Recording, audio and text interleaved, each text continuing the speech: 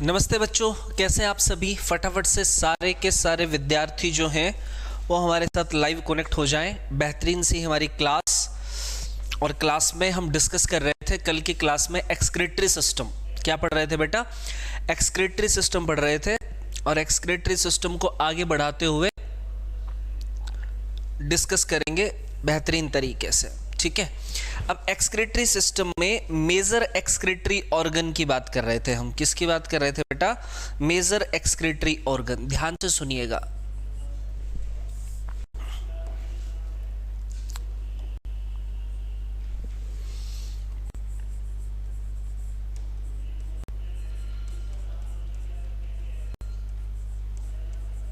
Major excretory organ,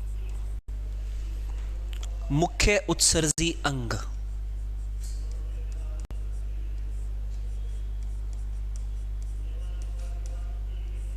किसकी बात कर रहे थे बेटा? मुख्य उत्सर्जी अंगों की बात कर रहे थे, मेजर एक्सक्रीटरी ऑर्गन की बात कर रहे थे।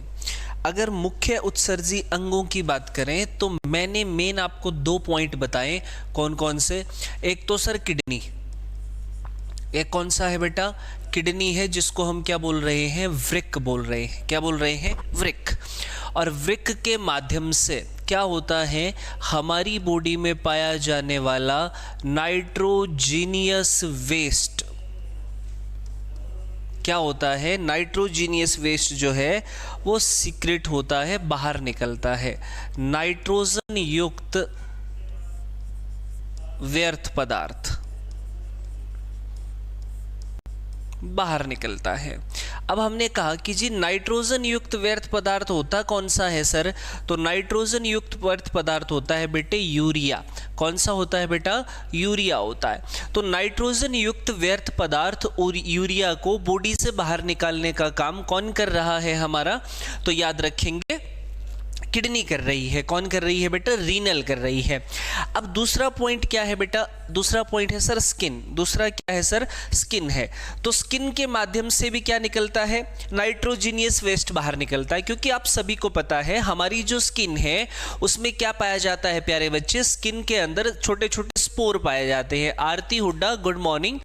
क्या पाए जाते हैं? स्किन के अंदर छोटे छोटे स्पोर पाए जाते हैं, जिनके माध्यम से हमारी जो स्वेट ग्रंथियां हैं वो रिलीज करती हैं किसको? वाटर को। किसको रिलीज करती हैं बेटा? वाटर को।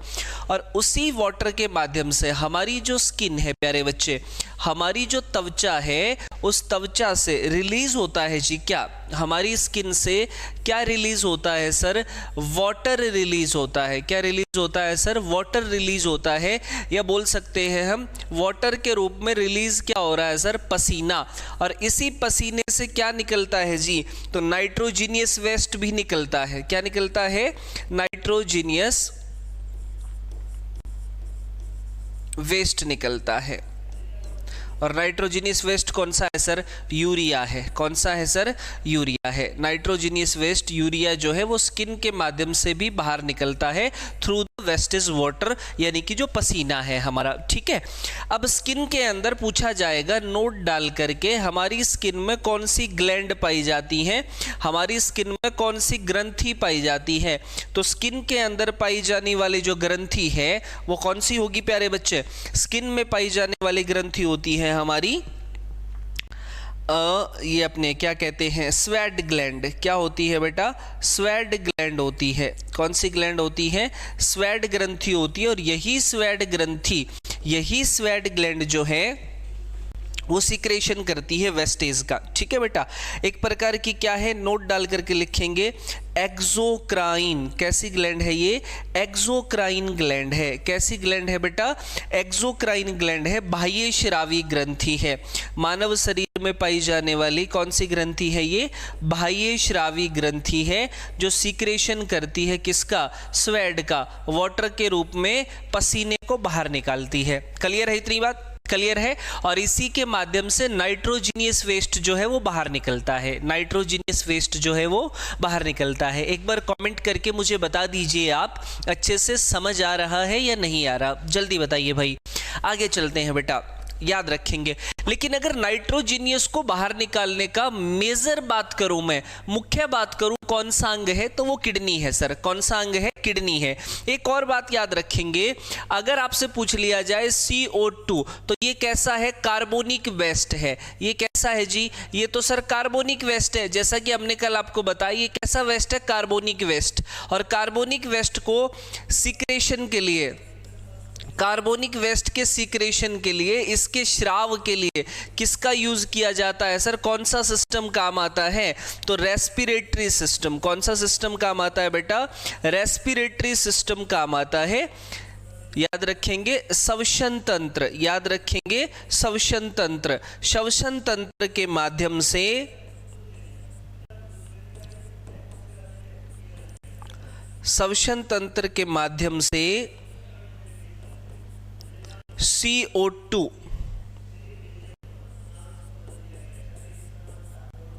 शरीर से बाहर निकलता है।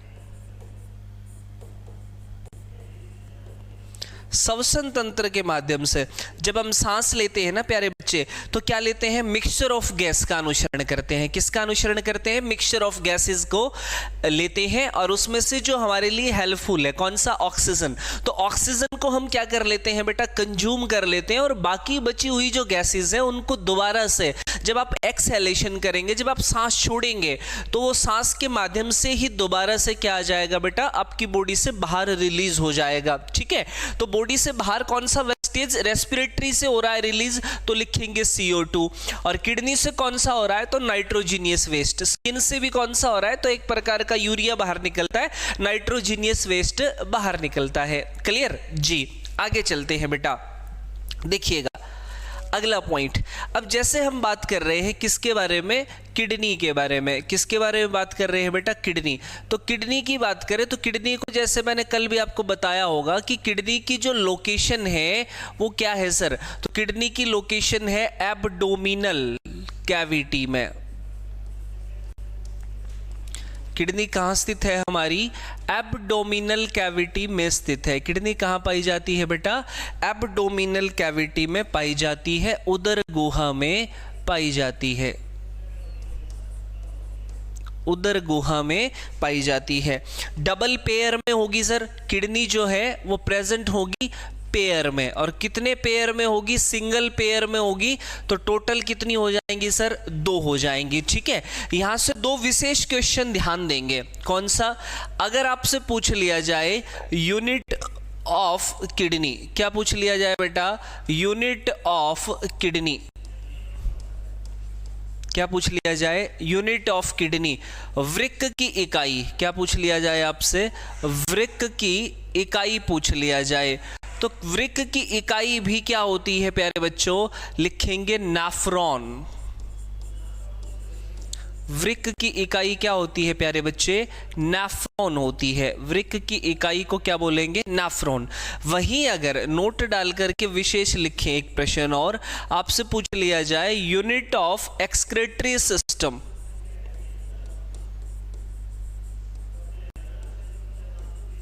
यूनिट ऑफ एक्सक्रीटरी सिस्टम आपसे पूछा जाए, उत्सर्जन तंत्र की इकाई,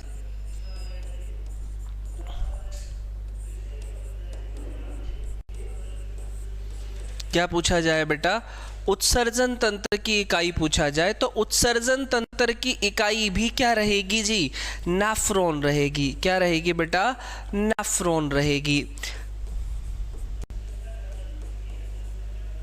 नेफ्रॉन। क्लियर, इतनी बात समझ में आ गई, फटाफट से बताइए, इतनी बात समझ में आ गई, नेफ्रॉन रहेगी।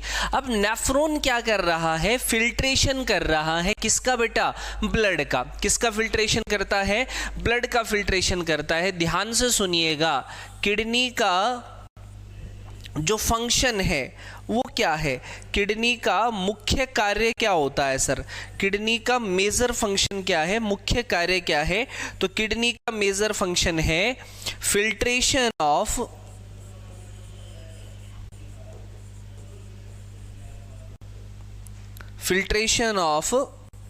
ब्लड। किडनी क्या करती है बेटा, रक्त का छनन करती है, रक्त का क्या करती है प्यारे बच्चे, छनन करती है। फिल्ट्रेशन ऑफ ब्लड, रक्त का छनन करने का काम करती है कौन, किडनी। किडनी क्या कर रही है बेटा, फिल्ट्रेशन ऑफ ब्लड कर रही है। रक्त के छनन का काम कौन करती है, किडनी करती है। और कौन सी यूनिट करती है, तो नेफ्रॉन। कौन सी यूनिट करती है बेटा, नेफ्रॉन करती है। क्लियर, चले आगे। जी सर, देखो ध्यान से। अब हमने कुछ मुख्य बातें बताई थी आपको किडनी में। देखो, अगर वृक्क की बात करें, किसकी बात करें, किडनी की बात करें, तो किडनी के अंदर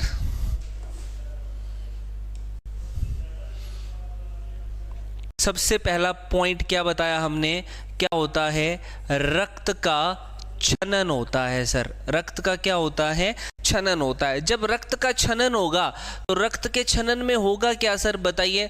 तो लिखेंगे वृक्क में क्या होता है, हमारा जो ब्लड है, हमारा जो ब्लड है, इस ब्लड से, ठीक है, फिल्टर होता है बेटा। क्या फिल्टर होगा सर, तो फिल्टर होता है ब्लड। जैसे ही फिल्टर होगा तो क्या फिल्टर होकर के निकलेगा इससे, यूरिया। क्या निकलेगा सर, यूरिया जो है वो अलग हो जाएगा। क्या हो जाएगा, अलग हो जाएगा। तो लिखेंगे वृक्क।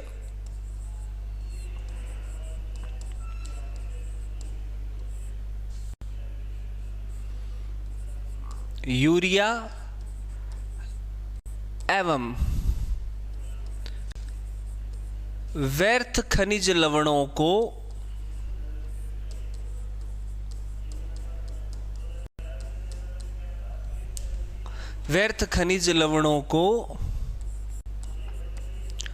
रक्त से अलग करता है बेटे,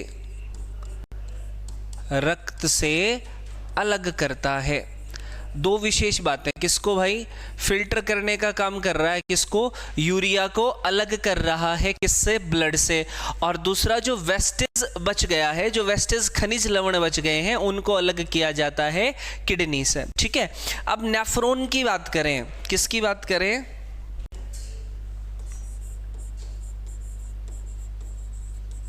नेफ्रॉन की बात करें तो 1 किडनी में, ठीक है बेटा,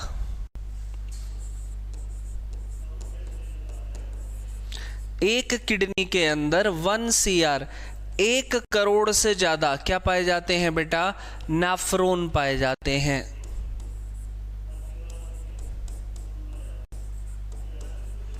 ठीक है, जो क्या करते हैं, फिल्ट्रेशन करने का काम करते हैं। ठीक है, अगला पॉइंट क्या है, नेफ्रॉन के अंदर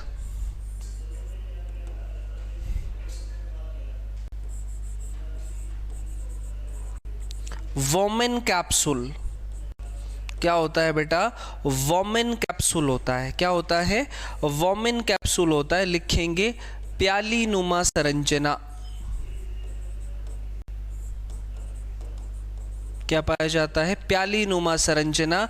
यही प्याली नुमा क्या करती है, संरचना क्या करती है बेटा, ब्लड फिल्ट्रेशन। यही प्यालीनुमा संरचना क्या करती है, ब्लड फिल्ट्रेशन करती है, रक्त छनन का काम करती है।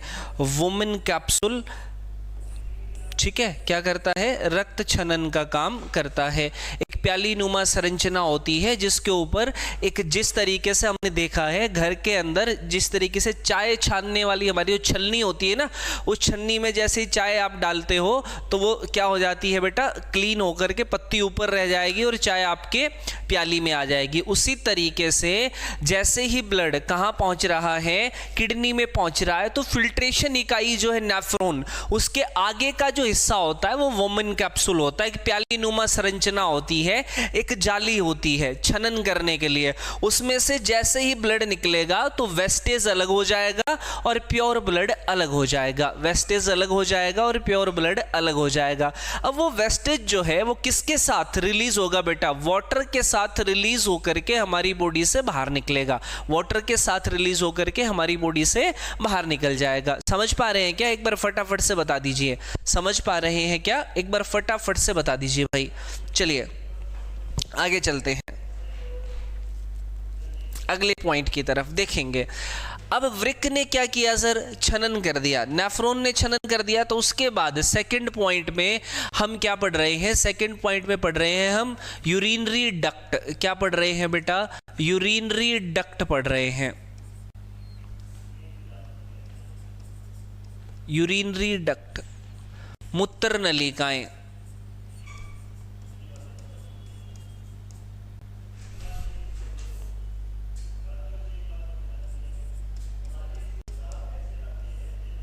यूरिनरी डक्ट पढ़ रहे हैं, मूत्र नलिकाएं पढ़ रहे हैं। अब ध्यानपूर्वक तरीके से देखेंगे। मूत्र नलिकाएं वृक्क से, यानी कि हमारी किडनी से कलेक्ट करेंगी वेस्टेज को। वृक्क से व्यर्थ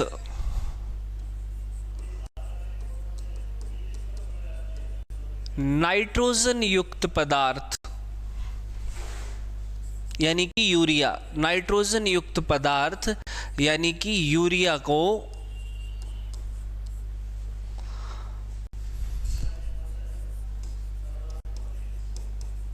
मूत्राशय तक लेकर जाती है बेटा, मूत्राशय तक लेकर जाती है।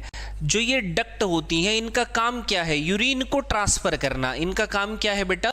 यूरिन को ट्रांसफर करना। कलेक्ट कहां से कर रही हैं ये? सर किडनी से कर रही हैं वेस्टेज को, और उसको कलेक्ट करके कहां तक लेकर के जाएंगी? सर यूरिनरी ब्लैडर तक लेकर के जाएंगी। कहां तक लेकर के जाएंगी? यूरिनरी ब्लैडर तक ले जाने का काम करेंगी। क्लियर? अब यहां से देखेंगे यूरिनरी डक्ट के बाद अगला जो पॉइंट आपका होगा वो रहेगा बेटा यूरिनरी ब्लैडर।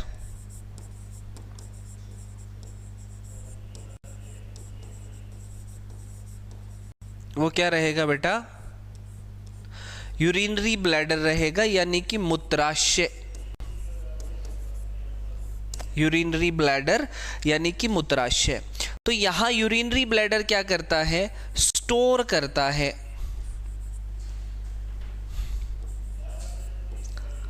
मूत्र का संग्रहण कक्ष। ठीक है, उसके बाद लिखेंगे यूरिनरी ब्लैडर में टोटल 800 ml क्या हो सकता है बेटा? यूरिन स्टोर होता है। यूरिन क्या हो सकता है? स्टोर हो सकता है। ठीक है, उसी के बाद लिखेंगे 800 ml यूरिन स्टोर हो सकता है। और एक विशेष बात याद रखेंगे, यूरिनरी ब्लैडर में क्या पाई जाती है बेटा? स्टोन भी पाई जाती है। यूरिनरी ब्लैडर के अंदर क्या बनती है जी? पथरी बनती है। क्या बनती है सर? पथरी। और पथरी का साइंटिफिक नेम, ठीक है, पथरी का जो रासायनिक नाम है, पथरी का जो रासायनिक नाम है उसे क्या कहा जाएगा? तो पथरी के रासायनिक नाम को कहा जाता है बेटे कैल्शियम ऑक्जिलेट। क्या होता है? कैल्शियम ऑक्जिलेट होता है। क्या होता है बेटे? कैल्शियम ऑक्जिलेट होता है। ठीक है, अब कैल्शियम ऑक्जिलेट की बात कर लेते हैं। किसकी बात कर लेते हैं? कैल्शियम ऑक्जिलेट की बात करते हैं। अगर कैल्शियम ऑक्जिलेट की बात करें तो कैल्शियम ऑक्जिलेट किससे बनता है सर? तो ये बनता है कैल्शियम प्लस ऑक्जेलिक एसिड से। किससे बनता है बेटा? कैल्शियम प्लस ऑक्जेलिक एसिड से किसका निर्माण होता है?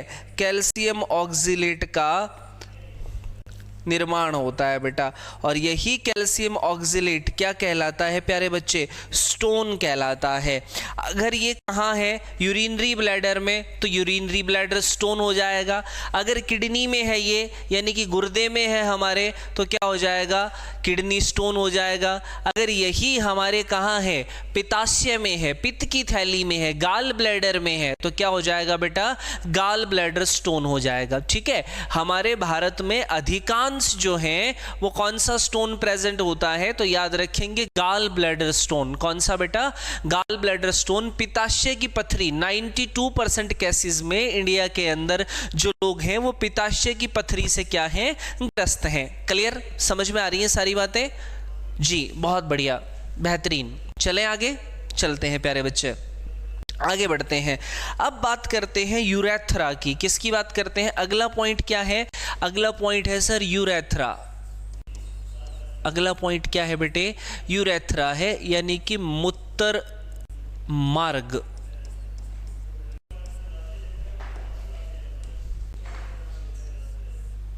एक्सक्रीशन ऑफ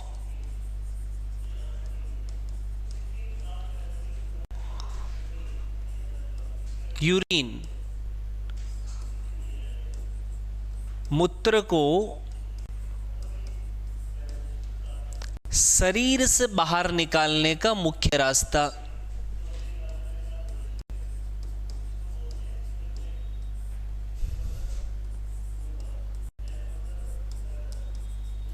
मूत्र को शरीर से बाहर निकालने का जो मेजर वे है, मुख्य जो रास्ता है, वो कौन सा है प्यारे बच्चे? तो यूरेथ्रा है। कौन सा है प्यारे बच्चे? यूरेथ्रा है। ठीक है, अब यूरेथ्रा के माध्यम से क्या बाहर आ रहा है सर? यूरिन। तो यूरिन की बात करें, किसकी बात करें? यूरिन की बात कर लें तो यूरिन जो है हमारा मूत्र जो होता है, मूत्र से दो विशेष क्वेश्चन पूछे जाएंगे। कौन से? नोट डाल करके लिखिएगा कि मूत्र का कलर कैसा होता है। ठीक है, क्या पूछा जाएगा? मूत्र का जो कलर है, जो रंग है, वो कैसा होता है? तो हम क्या कहेंगे कि मूत्र का कलर होता है सर येलो। कैसा होता है सर? येलो होता है सर, पीला होता है। कैसा होता है सर? पीला होता है। क्लियर? उसके साथ साथ अगर बात करें, ध्यान से देखना, वैसे तो हमारा यूरिन जो है वो ट्रांसपेरेंट होता है बेटा। क्या होता है बेटा? ट्रांसपेरेंट होता है। ठीक है, लेकिन जॉन्डिस की कंडीशन में अगर आपको पीलिया हो जाए, ठीक है, पीलिया कब होगा? जब बाइल जूस का अमाउंट बढ़ जाएगा। जब बाइल जूस का अमाउंट बढ़ जाएगा तो कलर कैसा हो जाएगा? पीला। अब मूत्र का कलर पीला जो है वो किसकी वजह से होता है? ठीक है, येलो। किस साल्ट की वजह से होता है?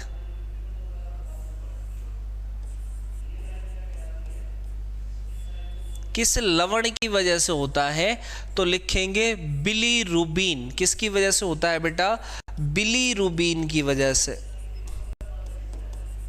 किसकी वजह से होता है? बिलीरुबिन की वजह से होता है। ठीक है, अगर पूछ लिया जाए मूत्र का कलर जो है पीला किस पिगमेंट की वजह से होता है? कलर देने का काम कौन करेगा? पिगमेंट करता है, वर्णक करता है। किसका कलर पीला जो है किस वर्णक की वजह से होता है? तो लिखेंगे यूरोक्रोम। क्या लिखेंगे बेटा? यूरोक्रोम पिगमेंट लिखेंगे। क्या लिखेंगे प्यारे बच्चे? यूरोक्रोम। क्या लिखेंगे? यूरोक्रोम लिखेंगे। ठीक है, तो नोट डाल करके लिख सकते हो, यूरोक्रोम वर्णक के कारण मूत्र का रंग पीला हो जाता है।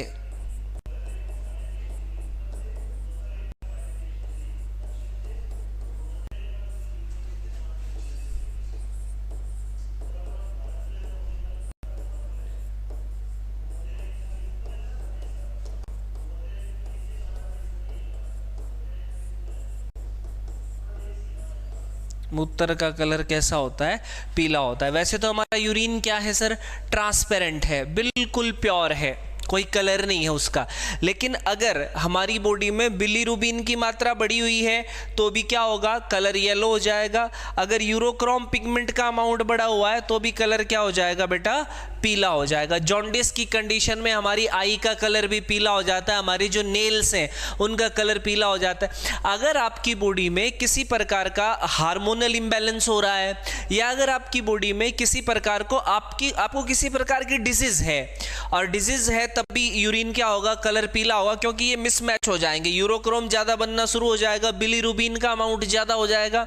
अगली कंडीशन में अगर आपको हेडेक है या किसी प्रकार की आप टैबलेट खा रहे हैं, जिस तरीके से आप कोई पेन किलर ले रहे हैं या एंटीबायोटिक दवाई आप ले रहे हैं, तो उस कंडीशन में भी यूरिन का कलर क्या हो जाता है? फिर बहुत ज्यादा पीला होता है। यूरिन का कलर फिर बहुत ज्यादा पीला दिखाई देता है। क्लियर है इतनी बात? एक बार बता दें, फटाफट से बताइए, फिर आगे चलते हैं। अगला पॉइंट देखो, अगर बात करें यूरोक्रोम की, किसकी बात करें बेटा? यूरोक्रोम की बात करें।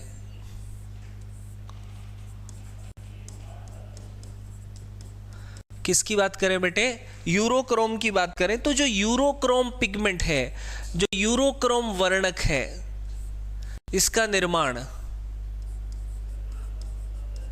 हीमोग्लोबिन के टूटने से होता है। किससे होता है बेटा? हीमोग्लोबिन के टूटने से।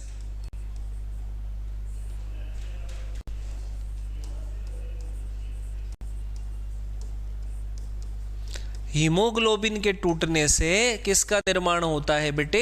यूरोक्रोम पिगमेंट का निर्माण होता है। किसका निर्माण होता है बेटे? यूरोक्रोम पिगमेंट का निर्माण होता है, ये याद रखेंगे। इसी के साथ साथ एक और विशेष बात, अगर पूछ लिया जाए हमारे यूरिन के अंदर हमारा जो मूत्र होता है बेटा, हमारे मूत्र में स्मेल का जो कारण होता है, दुर्गंध,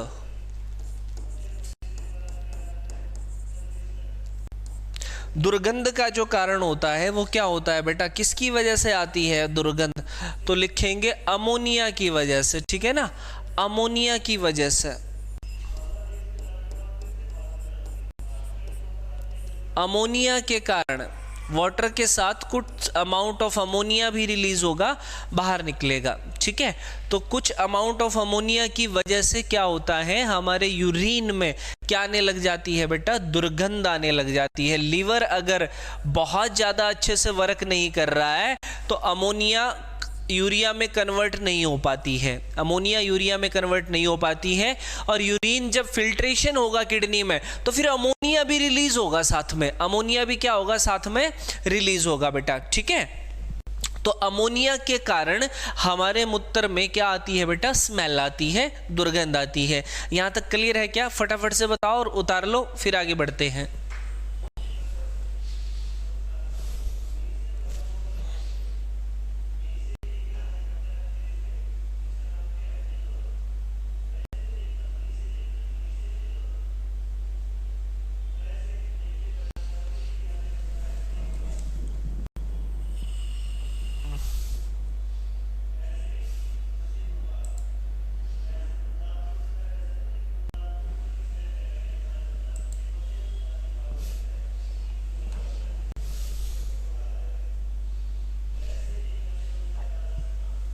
चलिए आगे चलते हैं। एक्सक्रीटरी सिस्टम से आने वाले जितने क्वेश्चन हैं वो हम डिस्कस कर चुके हैं बेटे, वो हमने क्या कर लिए हैं? डिस्कस कर लिए हैं। अब बढ़ते हैं आगे, अगले चैप्टर की तरफ चलते हैं भाई। अगले चैप्टर की बात करते हैं। अब पढ़ेंगे नर्वस सिस्टम। क्या पढ़ेंगे? Nervous system. ध्यान से सुनिएगा और समझिएगा।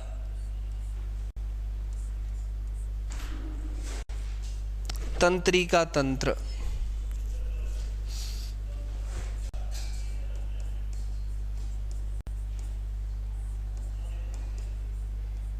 किसकी बात कर रहे हैं बेटा?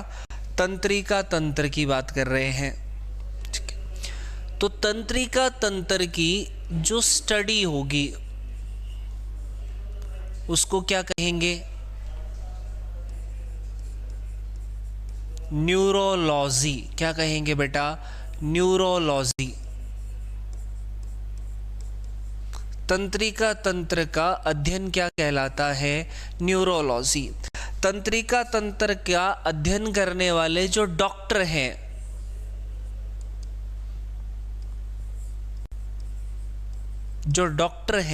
जो चिकित्सक होंगे या जो विशेषज्ञ होंगे, उनको क्या बोलेंगे सर? तो उनको बोलेंगे न्यूरोलॉजिस्ट। उनको क्या बोलेंगे सर? न्यूरोलॉजिस्ट बोलेंगे। तंत्रिका तंत्र की स्टडी करने वाले डॉक्टर या स्टडी ऑफ ब्रेन का अध्ययन करने वाले डॉक्टर भी क्या कहलाएंगे प्यारे बच्चे? न्यूरोलॉजिस्ट कहलाएंगे। अगर यहाँ से नोट डाल करके एक और बात लिख दूं, अगर यहाँ पे लिख दिया जाए स्टडी ऑफ ब्रेन,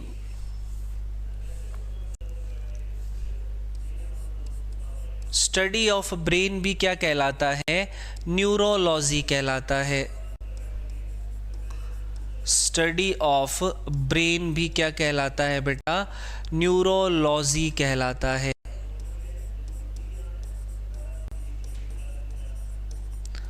और डॉक्टर क्या कहलाएंगे सर? न्यूरोलॉजिस्ट। दोनों बातें ध्यान रखेंगे। स्टडी ऑफ नर्वस सिस्टम पूछ लिया जाए तो भी न्यूरोलॉजी, और स्टडी ऑफ ब्रेन पूछ लिया जाए तो भी क्या कहेंगे, न्यूरोलॉजी कहेंगे। क्या कहेंगे प्यारे बच्चे, न्यूरोलॉजी कहेंगे। क्लियर जी, बहुत बढ़िया। अगर बात करें नर्वस सिस्टम की, तो नर्वस सिस्टम का मेजर फंक्शन क्या है सर? किसकी बात करें, नर्वस सिस्टम की बात करें तो नर्वस सिस्टम का मेजर फंक्शन क्या है सर, ये आपको बताना है। ठीक है, नर्वस सिस्टम का मेजर फंक्शन क्या है सर, ये आपको बताना है। हेलो, ठीक हो अंकल, क्लास में हुए कर्मा है, ठीक ठीक।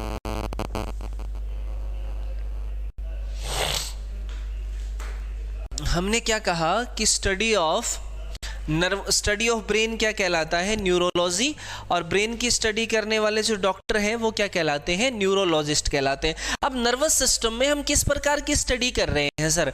तो हमने कहा कि हमारी पूरी बॉडी को कंट्रोल करने का काम वो कौन कर रहा है, ब्रेन कर रहा है। जैसे किसी भी ऑर्गेनिज्म के अंदर क्या होता है सर, सेल होती है। कौन सी यूनिट होती है, स्ट्रक्चरल और फंक्शनल, यानी कि हमारी जो एक प्रकार से आधारभूत इकाई जो है या संरचना बनाने वाली जो इकाई है, पूरी बॉडी को ऑपरेट करने वाली जो इकाई है वो कौन सी है, सेल है। कौन सी है बेटा, सेल है। जिस तरीके से सेल के अंदर एक ब्रेन पाया जाता है जिसको हम बोलते हैं न्यूक्लियस यानी कि केंद्रक, तो सेल को कंट्रोल करने का काम जैसे केंद्रक करता है, वैसे ही हमारे ब्रेन को कंट्रोल करने का काम, हमारी बॉडी को कंट्रोल करने का काम पूर्ण रूप से कौन कर रहा है बेटा, ब्रेन कर रहा है। कौन कर रहा है, ब्रेन कर रहा है। क्लियर, यहां तक सारी बातें समझ में आ गई जी। और कौन सा सिस्टम कर रहा है ये पूछ लिया जाए तो नर्वस सिस्टम। कौन सा सिस्टम करता है ये पूछ लिया जाए तो याद रखेंगे नर्वस सिस्टम करता है। नर्वस सिस्टम बेसिकली 2 टाइप का यहां पे हमें देखने को मिलेगा।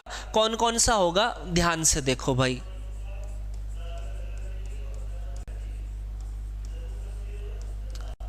दो प्रकार का नर्वस सिस्टम हमें देखने को मिलता है। कौन कौन सा सर? तो एक हिस्सा नर्वस सिस्टम का हो जाएगा बेटे CNS, और दूसरा कौन सा हो जाएगा बेटे, PNS। अब CNS क्या है सर? तो CNS होता है आपका सेंट्रल नर्वस सिस्टम। CNS क्या होता है, सेंट्रल नर्वस सिस्टम। PNS क्या होता है सर? तो PNS होता है आपका peripheral nervous system. Peripheral nervous system. एक कौन सा है सर, सेंट्रल नर्वस सिस्टम, दूसरा कौन सा है जी, peripheral nervous system. Central nervous system को क्या बोलेंगे भाई? तो सेंट्रल होता है मध्य, बिल्कुल सर, और पेरिफेरल क्या होता है सर, पराधीय।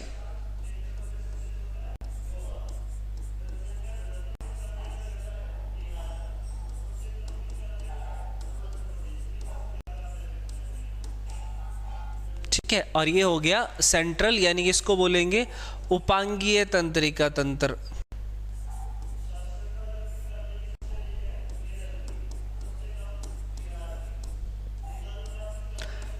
अब जो सेंट्रल नर्वस सिस्टम है इसमें हम मेजर पार्ट पढ़ते हैं किसको बेटे, ब्रेन को। किसके बारे में पढ़ते हैं जी, ब्रेन के बारे में पढ़ते हैं। इसमें हम पढ़ते हैं बेटा मस्तिष्क के बारे में। किसके बारे में पढ़ते हैं, मस्तिष्क के बारे में।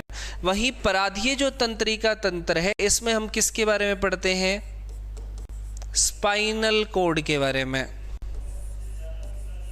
किसके बारे में पढ़ते हैं, स्पाइनल कॉर्ड के बारे में पढ़ते हैं। मेरुरज्जु, क्या बोलेंगे स्पाइनल कॉर्ड को, मेरुरज्जु बोलेंगे। और ब्रेन क्या हो जाएगा आपका, मस्तिष्क हो जाएगा। क्या हो जाएगा प्यारे बच्चे, मस्तिष्क। तो एक क्या है आपका उपांगीय तंत्रिका तंत्र, और दूसरा कौन सा है आपका पराधीय तंत्रिका तंत्र। तो सबसे पहले सेंट्रल नर्वस सिस्टम की बात करेंगे, ब्रेन की बात करेंगे। ठीक है, तो चलिए पढ़ते हैं अबाउट द ब्रेन। किसके बारे में पढ़ते हैं बेटा, ब्रेन के बारे में पढ़ते हैं, मस्तिष्क के बारे में पढ़ते हैं। एक एक चीज ध्यान से सुनिएगा। ब्रेन, मस्तिष्क। जैसा कि मैंने आपको बताया, ब्रेन की स्टडी अभी बता के आए थे पीछे, क्या सर? न्यूरोलॉजी। जी सर, बहुत बढ़िया। ठीक है, अब उसके बाद ब्रेन जो है इसका फंक्शन क्या है सर? तो ब्रेन का फंक्शन क्या है? कंट्रोल।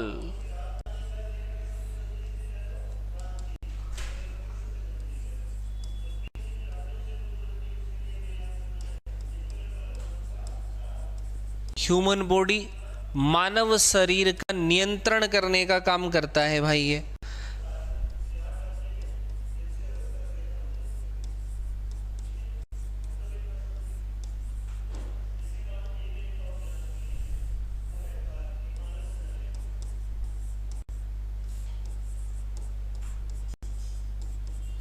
मानव शरीर का क्या करता है बेटा? ये नियंत्रण करता है। वहीं अगर आपसे पूछा जाए, क्या सर ब्रेन जो है वो ह्यूमन बॉडी को कंट्रोल करने का क्या करेगा? काम करेगा। इसी के साथ साथ ब्रेन की लोकेशन, तो कहां पाया जाता है? ये वक्ष भाग में पाया जाता है, यानी कि सबसे ऊपरी भाग में क्या होता है? हमारा मस्तिष्क होता है। टॉप पे क्या होता है? मस्तिष्क होता है। Thoracic cavity.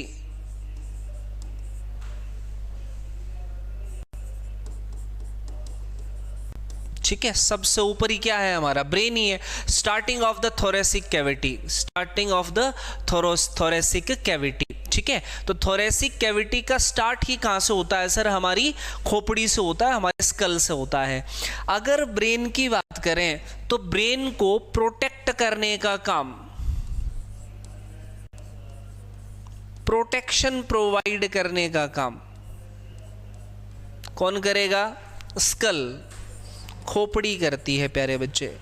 कौन करती है? स्कल करती है, खोपड़ी करती है। अगर प्रोटेक्शन की बात की जाए तो ब्रेन को प्रोटेक्शन करने का काम कौन कर रही है?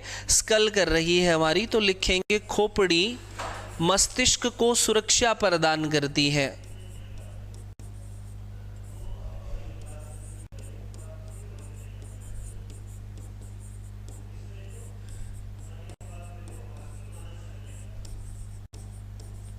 खोपड़ी क्या करती है बेटा?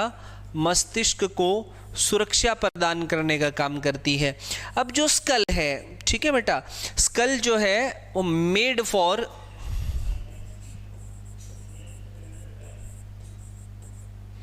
बोन्स, हड्डियों से निर्माण होता है इसका। किससे निर्माण होता है? हड्डियों से निर्माण होता है। और टोटल बोन इन स्कल आपसे पूछ लिया जाए तो टोटल बोन अगर पूछ लिया जाए आपके स्कल में, आपकी खोपड़ी में टोटल बोन पूछ लिया जाए तो कितनी होती है बेटा? 8 होती हैं। 8 अलग अलग हड्डियां मिल करके किसका निर्माण करती हैं? स्कल का।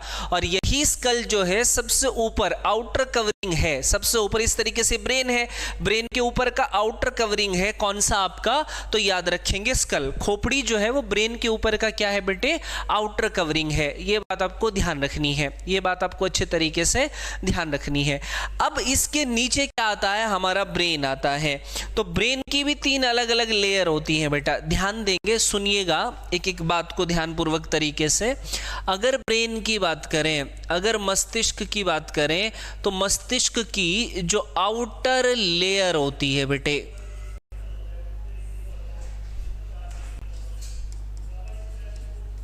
मस्तिष्क का बाहरी आवरण, आउटर कवरिंग, ठीक है, मस्तिष्क का बाहरी आवरण जो है वो क्या कहलाता है? मेनिंजिस। क्या कहलाता है बेटा? मेनिंजिस कहलाता है। लिखेंगे मस्तिष्क का बाहरी आवरण क्या कहलाता है? मेनिंजिस कहलाता है। ठीक है, और ये जो मेनिंजिस है आपकी आउटर लेयर क्या कहलाती है? मेनिंजिस। और मेनिंजिस जो है, इस मेनिंजिस का निर्माण लिखो 3 परतों को मिलाकर बनती है।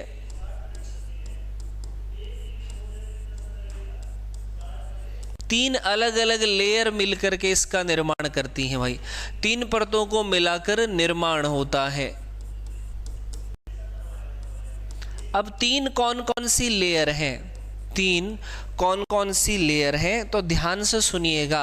मेनिंजिस की तीन लेयर कौन कौन सी होती हैं? ड्यूरा मैटर,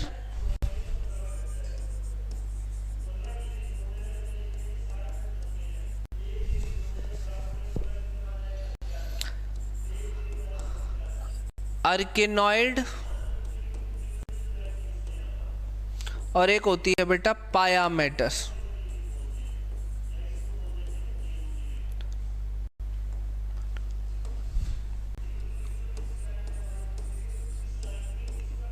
ड्यूरा मैटर,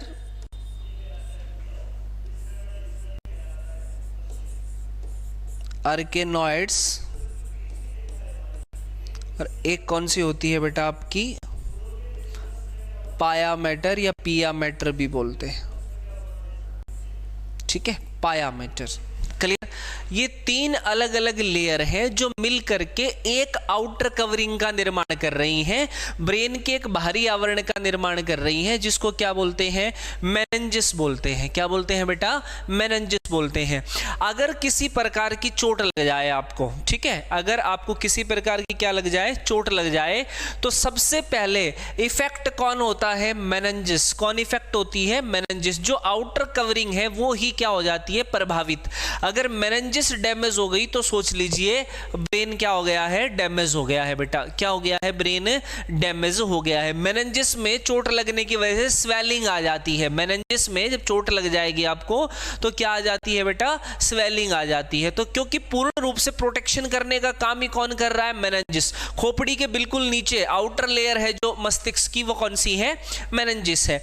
अब मस्तिष्क को सबसे ज्यादा प्रोटेक्शन का काम कौन दे रही है? पाया मैटर। कौन दे रही है? पाया मैटर। पाया के बाद कौन सी? आर्केनॉइड, और आउटर कौन सी है? ड्यूरा।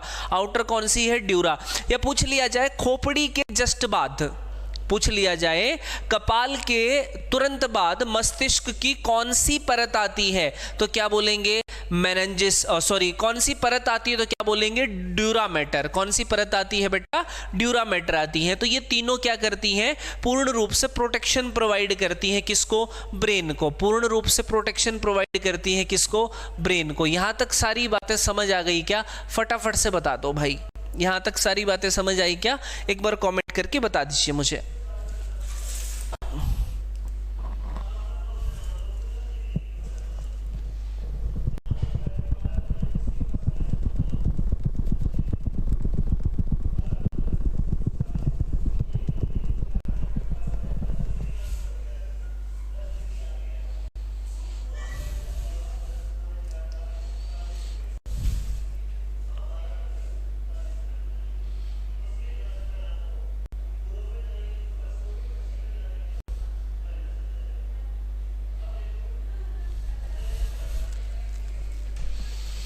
चलिए आगे चलते हैं। बहुत बढ़िया आरती, आप समझ पा रहे हैं, अच्छी बात है। अगला पॉइंट देखें। अब बात करते हैं पार्ट ऑफ ब्रेन की। किसकी बात करते हैं बेटा? ब्रेन जो है वो तीन भागों में विभाजित है। हमारा जो मस्तिष्क है बेटा वो कितने भागों में डेविएटेड है? 3 पार्ट्स में। कितने भागों में विभाजित है सर? 3 अलग अलग भागों में विभाजित है। 3 अलग अलग भाग कौन से हैं वो डिस्कस कर लेते हैं बेटा। सबसे पहले लिखेंगे फोर ब्रेन, उसके बाद लिखेंगे नंबर 2 पे मिड ब्रेन, नंबर 3 पे लिखेंगे बेटा हिंड ब्रेन,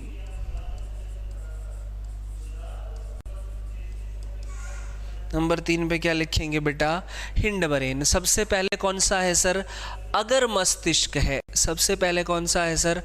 अगर मस्तिष्क है,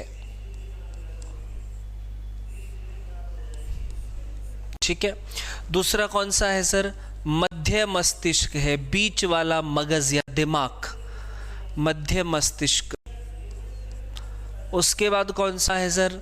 उसके बाद है पश्च मस्तिष्क है, पीछे वाला दिमाग, पीछे वाला हिस्सा हमारा दिमाग का। तो मस्तिष्क के कितने पार्ट हैं सर? 3 पार्ट हैं। तो 4 ब्रेन के भी 3 अलग अलग हिस्से होते हैं बेटे। 4 ब्रेन के भी कितने भाग होते हैं सर? 3 भाग होते हैं। फोर ब्रेन के भी कितने भाग होते हैं सर? 3 भाग होते हैं। 3 भाग कौन कौन से? ध्यान से सुनिएगा। फोर ब्रेन के भी कितने भाग होते हैं? 3। ध्यान से सुनिएगा कौन कौन से। पहला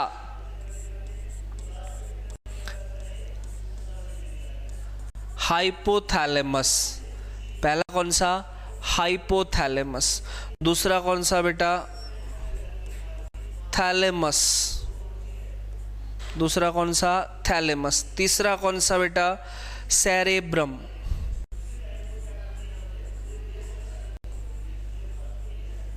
सेरेब्रम।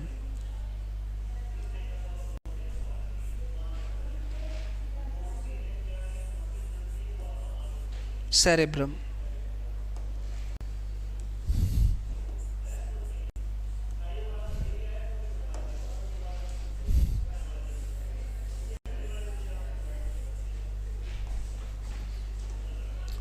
हाइपोथैलेमस,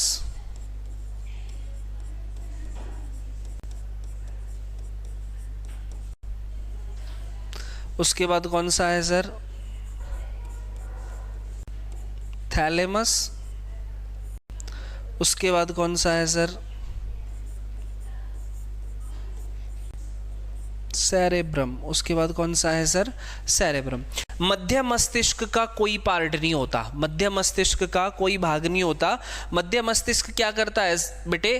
कनेक्शन प्रोवाइड करता है, connection provide between hind and fore brain. दोनों ब्रेन को एक प्रकार से जोड़ने का काम कर रहा है कौन? आपका मध्य मस्तिष्क। तो यहां पर ध्यान से देखेंगे, अगर पश्च मस्तिष्क की बात की जाए, किसकी बात की जाए? पश्च मस्तिष्क की बात की जाए तो पश्च मस्तिष्क के भी कितने भाग हैं? 3 भाग हैं सर। पश्च मस्तिष्क के भी कितने भाग हैं सर? 3। कौन कौन से? सबसे पहले होगा बेटा पोन्स। सबसे पहले कौन सा हो जाएगा आपका? पोन्स हो जाएगा सर। उसके बाद कौन सा हो जाएगा बेटा? पोन्स के बाद हो जाएगा मेडुला ऑब्लोंगाटा, और लास्ट में हो जाएगा बेटे सेरेबेलम। लास्ट वाला कौन सा हो जाएगा? सेरेबेलम। ये कौन सा भाग है ऊपर वाला सर? पोन्स।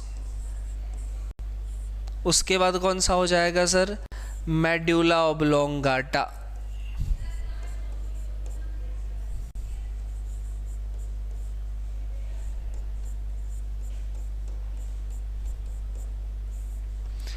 उसके बाद कौन सा हो जाएगा सर?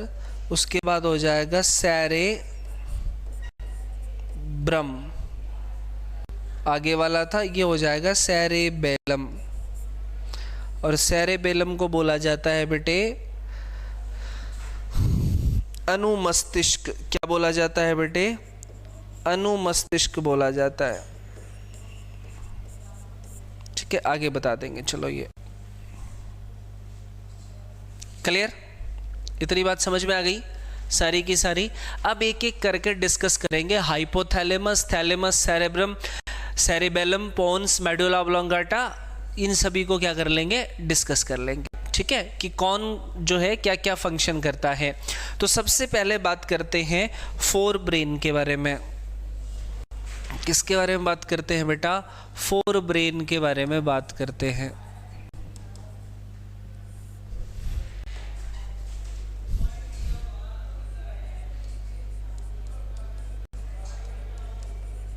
मस्तिष्क का अगर भाग होता है बेटा, आगे वाला, बिल्कुल फ्रंट वाला, मस्तिष्क का क्या होता है? ये अगर भाग होता है, आगे वाला होता है। जो हमारा ललाट आपको दिखाई दे रहा है ना, जो माथा दिखाई दे रहा है, ये फोर ब्रेन का हिस्सा है। ये किसका हिस्सा है? फोर ब्रेन का। फिर आ जाएगा बीच वाला मिड, और फिर पीछे वाला आ जाएगा हिंड। ठीक है, फिर पीछे वाला कौन सा आ जाएगा? हिंड ब्रेन आ जाएगा। अब देखो, फोर ब्रेन में पहला पार्ट हम कौन सा पढ़ रहे हैं? फोर ब्रेन का जी हमारा पहला पार्ट है हाइपोथैलेमस। क्या है?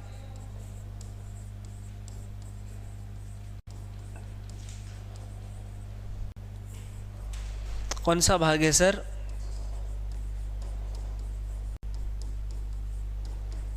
हाइपोथैलेमस है। कौन सा भाग है सर?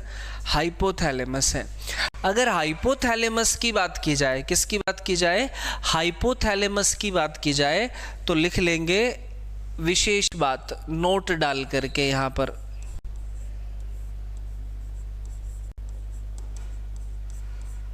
फर्स्ट पार्ट ऑफ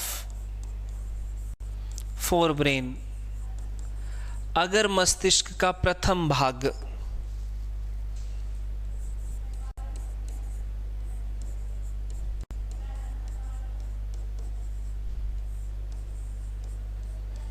अगर मस्तिष्क का क्या है, ये प्रथम भाग है, ठीक है। उसके बाद लिखेंगे shortest part of fore brain, एक पॉइंट और लिख लेंगे, अगर मस्तिष्क का सबसे छोटा भाग, अगर मस्तिष्क का सबसे छोटा भाग है ये, अगर मस्तिष्क का, पूरे मस्तिष्क का नहीं, अगर मस्तिष्क का यानी कि फोर ब्रेन का, ठीक है। अब एक विशेष बात क्या है हाइपोथैलेमस से, ध्यान से सुनना। हाइपोथैलेमस जो है प्यारे बच्चे, इसको क्या कहा जाता है? इंक्लूड लिखेंगे, इंक्लूड इन एंडोक्राइन ग्लैंड, ठीक है। इसको लिखेंगे अंतःस्रावी ग्रंथि भी कहा जाता है, अंतःस्रावी ग्रंथि भी कहा जाता है, क्योंकि ये सिक्रेशन करता है किसका? हार्मोन का। किसका सिक्रेशन करता है ये? हार्मोन का सिक्रेशन करता है, ठीक है। नोट डाल लेंगे, मास्टर ऑफ मास्टर ग्लैंड भी बोलते हैं। हाइपोथैलेमस को क्या बोलते हैं बेटा? मास्टर ऑफ मास्टर ग्लैंड भी बोलते हैं, ठीक है। मास्टर ग्रंथि का मास्टर,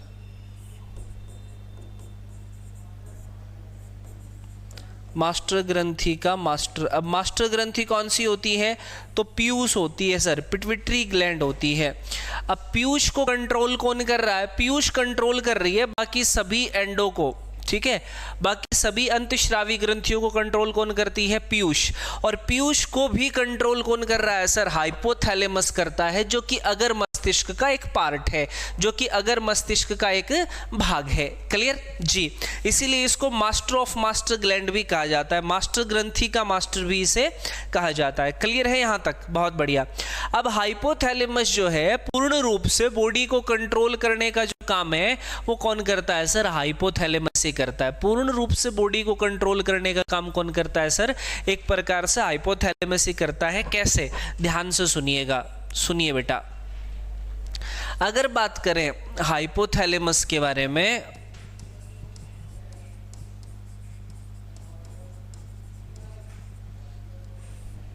ठीक है, तो ये रिलीज करता है बेटा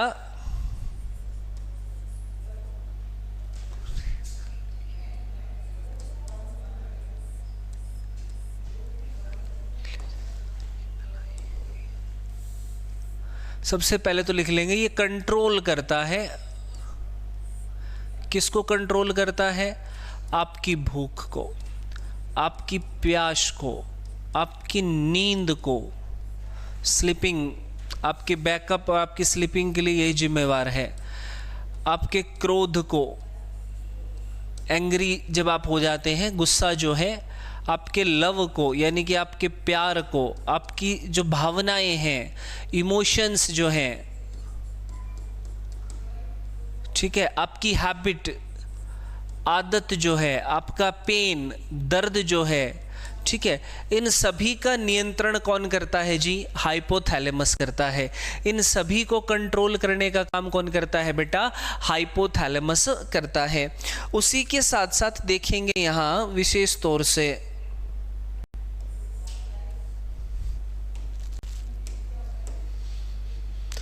हाइपोथैलेमस जो है वो रिलीज करता है एक हार्मोन को, सिक्रेशन ऑफ हार्मोन।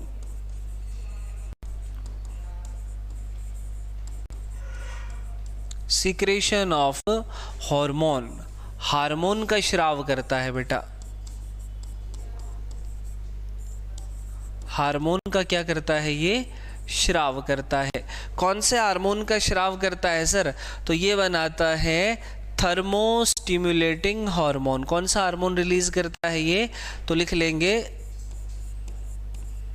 थर्मो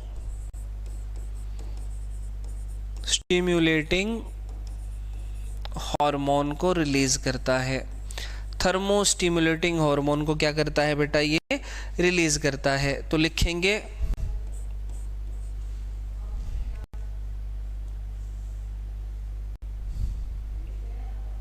यह हार्मोन क्या कर रहा है, शरीर में ताप नियंत्रण का काम करता है।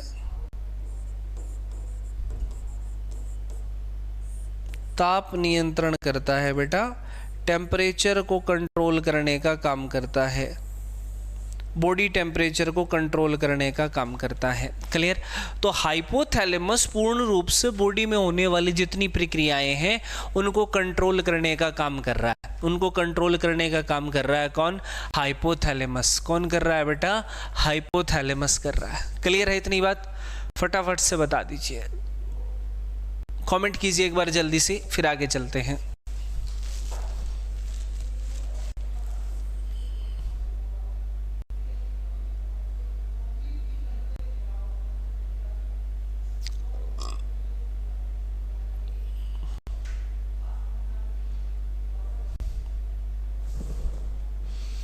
चलें आगे, चलते हैं प्यारे बच्चे।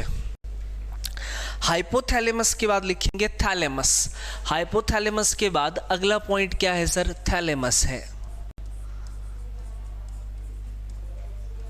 हाइपोथैलेमस के बाद अगला पॉइंट क्या है सर, थैलेमस है।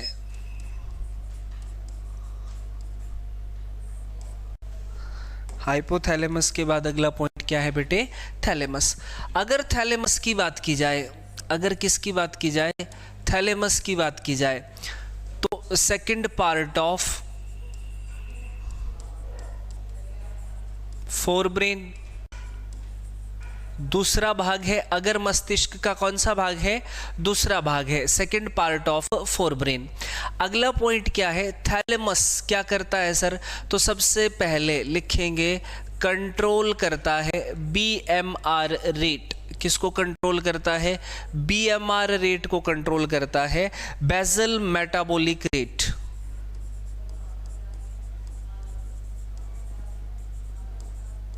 बेसल मेटाबॉलिक रेट को कंट्रोल करने का काम करता है ये, ठीक है। उपापचयी क्रियाओं का नियंत्रण करता है पूर्ण रूप से। दूसरा स्ट्रेस रेगुलेशन, दूसरा ये क्या काम करता है बेटा, स्ट्रेस रेगुलेशन का काम करता है, तनाव नियंत्रण का काम करता है।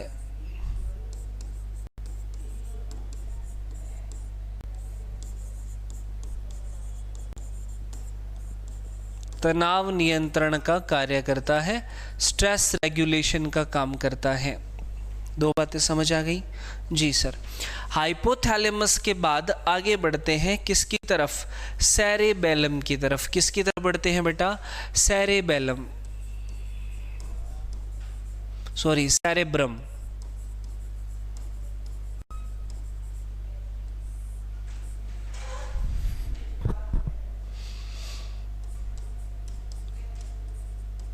सेरेब्रम, सेरेब्रम को एक और नाम भी दिया जाता है बेटा, सेरेब्रम को परमस्तिष्क भी बोलते हैं। क्या बोलते हैं बेटा, परमस्तिष्क भी बोलते हैं।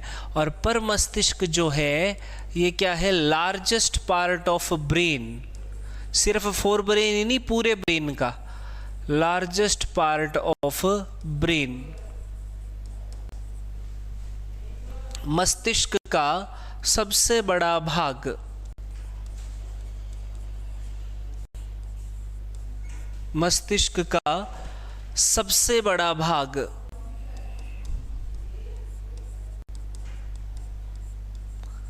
मस्तिष्क का सबसे बड़ा भाग है ये, लार्जेस्ट पार्ट, मस्तिष्क का सबसे बड़ा भाग है ये।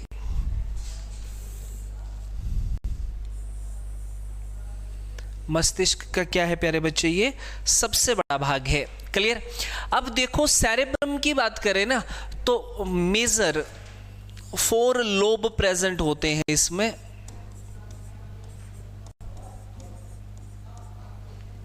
Four lobes present.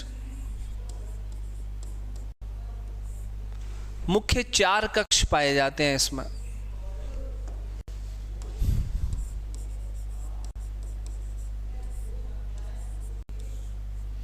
मुख्य 4 कक्ष पाए जाते हैं।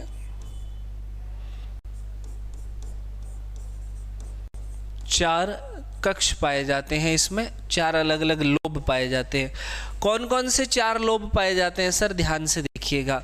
इसमें 4 लोब कौन कौन से होते हैं, देखो इस तरीके से।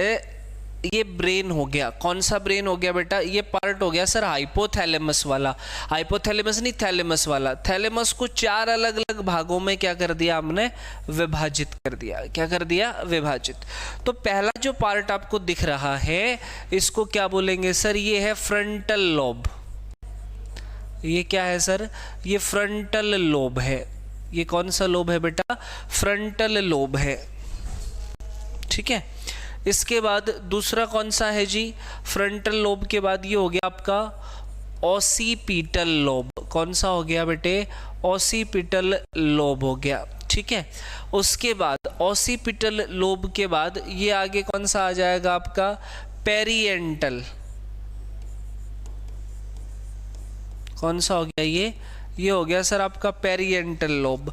और ये कौन सा हो जाएगा बेटा, ये आपका हो जाएगा हिपोकैम्पस। ये कौन सा हो जाएगा, हिपोकैम्पस हो जाएगा। तो 4 अलग अलग प्रकार के क्या हैं, भाग हैं, मुख्य भाग। वैसे तो 5 होते हैं लेकिन 4 जो मेजर हैं, जो फंक्शनेट कर रहे हैं पूर्ण रूप से, आपको बताऊंगा किस किस तरीके से ये कार्य करते हैं। ठीक है, किस किस तरीके से ये काम करते हैं ये बात हम डिस्कस करेंगे। अगर बात की जाए यहाँ पर ध्यानपूर्वक तरीके से देखना भाई, जो फ्रंटल लोब है, कौन सा लोब बेटा, फ्रंटल लोब। पहला पॉइंट तो लिखेंगे, ये क्या करता है बेटा, फ्रंटल लोब जो है क्या करता है, आईक्यू लेवल। किसके बारे में बताता है बेटा, ये आईक्यू लेवल के बारे में बताता है भाई। ठीक है, बुद्धि क्षमता। ये किसके बारे में बताता है, बुद्धि क्षमता को डिसाइड करता है ये। ठीक है। रिस्पॉन्सिबल है ये, रिस्पॉन्सिबल फॉर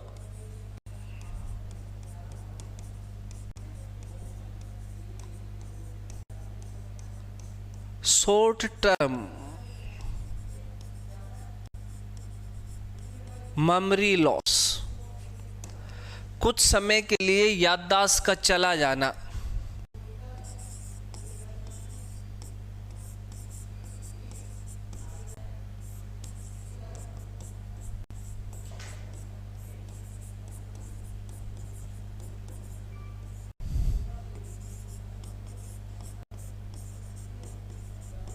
कुछ समय के लिए आप कोई चीज रख के भूल गए, जैसे आपने अपना पर्स शाम को अलमीरा में रख दिया, सुबह जब आप उठे तो सारे ढूंढ लिया है, पर्स नहीं मिल रहा आपको, और आप सोच रहे हैं, प्रेशर डाल रहे हैं आपके मस्तिष्क पे कि कहाँ रखा होगा, अब भूल गए हैं। कुछ समय बाद, बहुत ज़्यादा टाइम आपको ढूंढते हो गया, कुछ समय बाद याद आएगा कि ओहो वहाँ अलमीरा में रखा है, वहाँ रखा था, याद नहीं रहा, भूल गया, पता नहीं कहाँ रखा। यानी कि शॉर्ट टर्म के लिए जो मेमोरी लॉस हो रही है बेटा, कुछ समय के लिए जो आपकी याद जा रही है, उसके लिए भी रिस्पॉन्सिबल कौन है, आपका फ्रंटल लोब है। कौन सा है, फ्रंटल लोब रिस्पॉन्सिबल है। ठीक है। उसके बाद किसकी बात करते हैं जी, उसके बाद बात करते हैं पेरिएंटल की। किसकी बात करते हैं सर, पेरिएंटल लोब। तो पेरिएंटल लोब किसके लिए रिस्पॉन्सिबल है, लिखना नोट डाल करके। पेरिएंटल जो लोब है आपका, वो डिसीजन मेकिंग के लिए,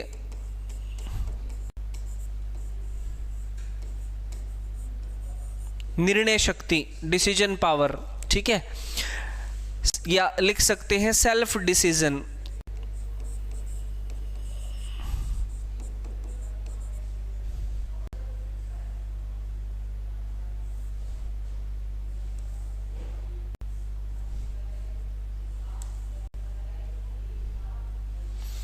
सेल्फ डिसीजन के लिए, आत्मनिर्भर शक्ति के लिए, ठीक है।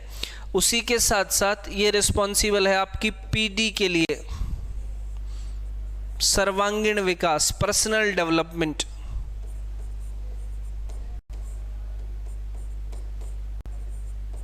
आपकी निर्णय शक्ति और आपके सर्वांगीण विकास, पर्सनल डेवलपमेंट के लिए रिस्पॉन्सिबल है।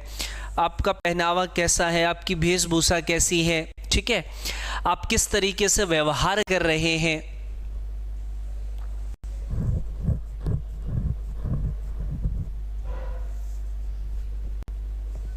क्लियर?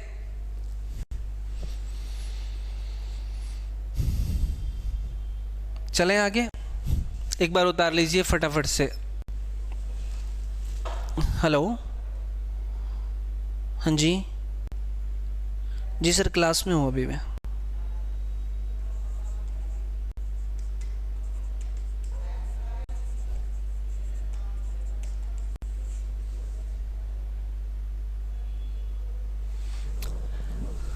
जी बेटे चलते हैं आगे। अगला पॉइंट जो आपका ऑसिपिटल है, ये क्या करता है सर? तो ये आपकी रीजनिंग पावर यानी कि तर्क शक्ति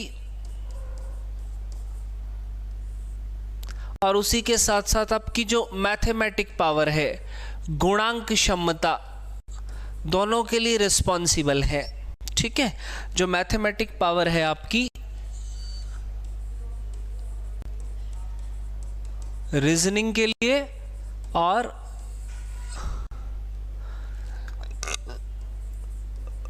मैथमेटिक्स के लिए रिस्पॉन्सिबल है। मैथमेटिक्स और रीजनिंग के लिए। उसी के साथ साथ जो हिप्पोकैम्पस है, ये क्या है बेटा? ये एक प्रकार का चिप होता है। एक प्रकार का क्या होता है? ये चिप होता है, या बोल देंगे मेमोरी कार्ड। एक प्रकार का चिप, या क्या बोल देंगे? मेमोरी कार्ड बोल देंगे। इस मेमोरी कार्ड में क्या हो रहा है सर? स्टोर होगा। इस मेमोरी कार्ड में क्या होगा सर? स्टोर होगा। क्या स्टोर होगा सर? स्टोर होगा क्या? मेमोरी।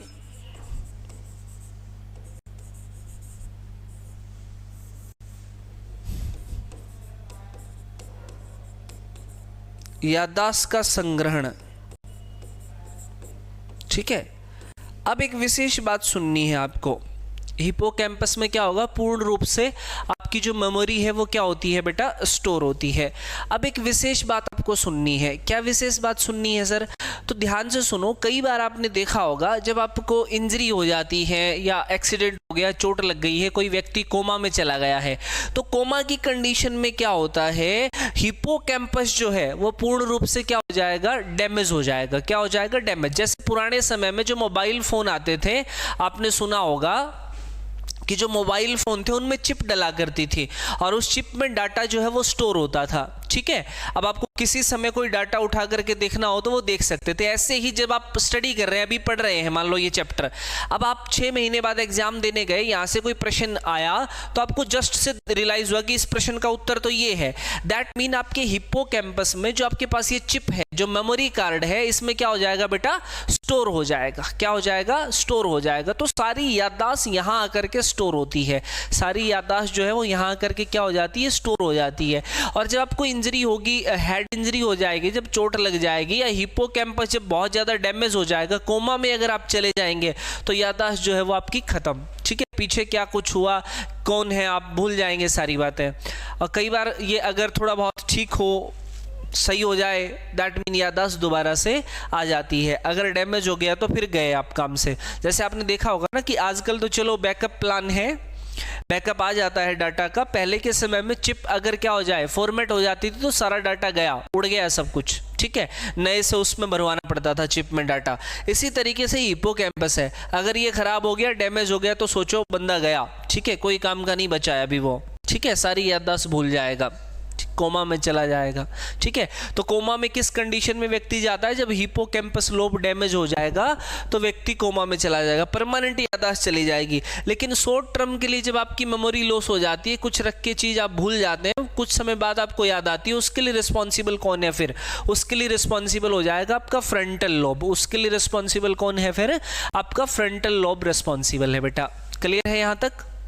फटाफट से बताइए।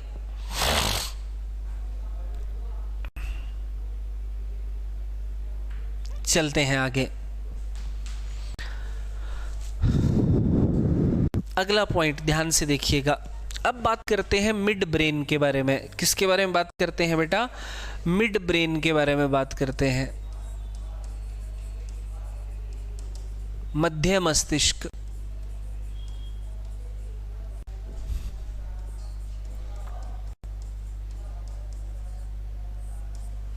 अब मध्य मस्तिष्क क्या कर रहा है सर? तो मध्य मस्तिष्क करता है कनेक्शन प्रोवाइड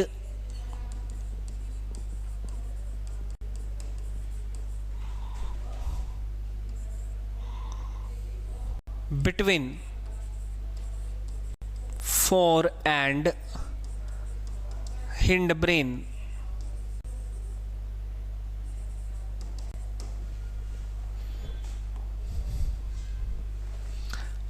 अगर और पश्च मस्तिष्क के बीच, अगर एवं पश्च मस्तिष्क को जोड़ता है, अगर एवं पश्च मस्तिष्क को जोड़ता है, कनेक्शन प्रोवाइड करता है। अगर एवं पश्च मस्तिष्क को जोड़ने का काम करता है बेटा। अगर एवं पश्च मस्तिष्क को जोड़ने का काम करता है, कनेक्शन प्रोवाइड करता है। कौन? मिड ब्रेन, मध्य मस्तिष्क। कौन करता है बेटे? मिड ब्रेन करता है, मध्य मस्तिष्क करता है। क्लियर है जी? आगे चलते हैं, देखिएगा। अगर बात की जाए हिंड ब्रेन के बारे में,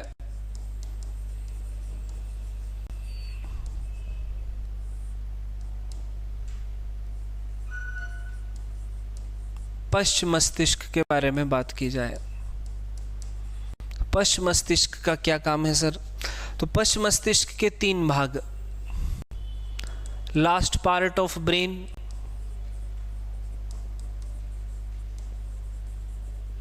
मस्तिष्क का आखिरी हिस्सा होता है ये। ठीक है, इसमें तीन पार्ट हमने बताए थे। पहला कौन सा है? नंबर 1 पे पोन्स। नंबर 1 पे क्या है बेटा? पोन्स है। पोन्स क्या करेगा?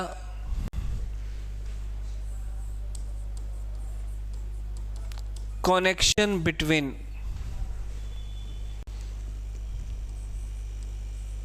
Four and hind brain. Four और हिंड ब्रेन के बीच में कनेक्शन प्रोवाइड करेगा, पहला काम। दूसरा, ये क्या कर रहा है?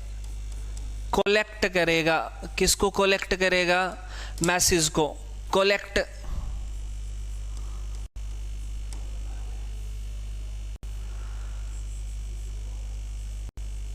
मैसेज लिख देते हैं या संदेश लिख देंगे, हाँ।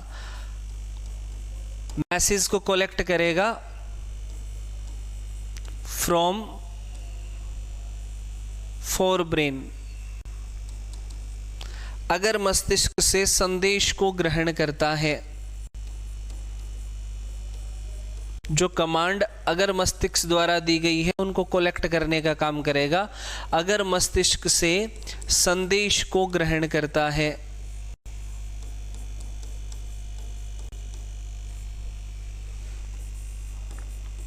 अगर मस्तिष्क से संदेश को ग्रहण करने का काम करता है भाई, कौन करता है? तो याद रखेंगे हिंड ब्रेन। कौन करता है बेटा? Hind brain. और हिंड ब्रेन का कौन सा भाग करता है? तो पोन्स। कौन सा भाग करता है सर? पोन्स करता है। क्लियर है यहाँ तक? बहुत बढ़िया, चलें आगे जी बेटे। अगला पॉइंट देखेंगे, पोन्स के बाद लिखेंगे मेडुला ऑब्लोंगाटा।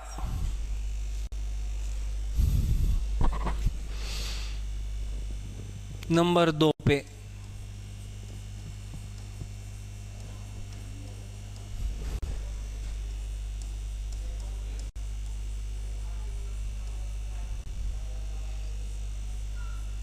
मेड्यूला ऑब्लोंगाटा, इस पार्ट का क्या काम है देखेंगे।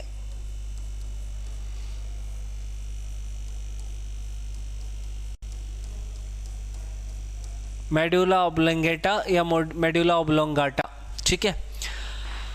अब देखो मेड्यूला ऑब्लोंगाटा क्या कर रहा है, ये कंट्रोल करता है बेटा अनवॉलेंट्री रिएक्शन को।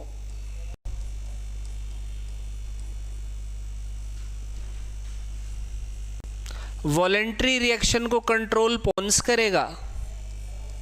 एक पीछे और मैं बता देता हूं आपको, ये क्या करता है, कंट्रोल करता है वॉलेंट्री रिएक्शन।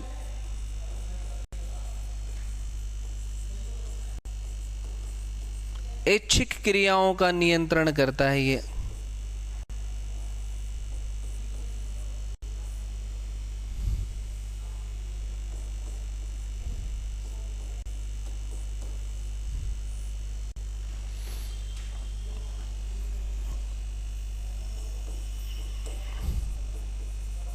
ऐच्छिक क्रियाओं का नियंत्रण,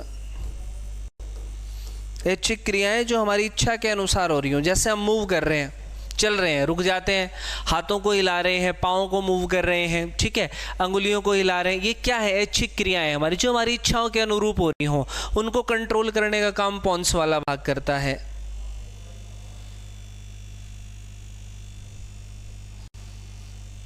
उसके बाद अगला पॉइंट, मेडुला ऑब्लोंगाटा अनवॉलेंट्री रिएक्शन, अनैच्छिक क्रियाओं का नियंत्रण करता है ये।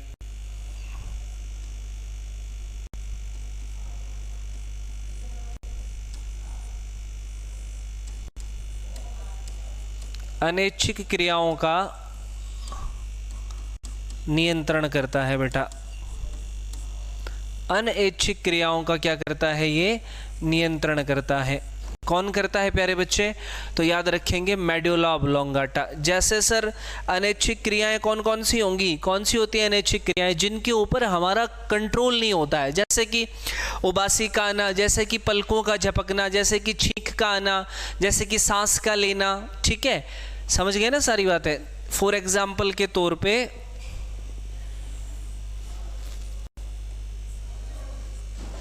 श्वसन तंत्र हो गया, पाचन तंत्र हो गया, भोजन का पचाना, उस पर हमारा कंट्रोल थोड़ी ना है, ठीक है। छींक का आना,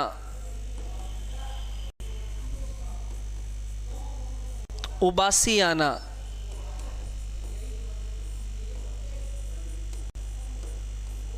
ठीक है, इसी के साथ साथ पलकों का झपकना,